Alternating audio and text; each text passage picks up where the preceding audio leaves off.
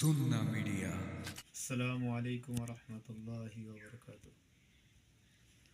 আজকে আমরা ইনশাআল্লাহ বিস্তারিত জানবো কোরআন শরীফ ওযু ছাড়া ধরা যায় কি?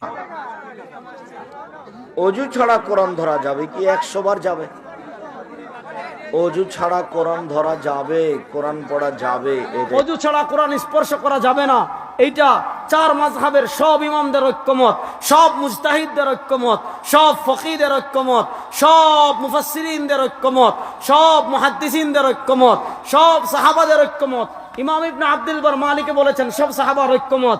ইমাম নববী রাহিমাহুল্লাহ আল মাজমু' শারহুল মুহাজ্জাবে বলেছেন অজু ছাড়া কোরআন স্পর্শ করা যাবে না। এটা কার মত? বিআন্নাহু কওলু আলীন ওয়া যায়েদিন। এটা হলো হযরতে আলীর কথা, হযরতে যায়েদের কথা।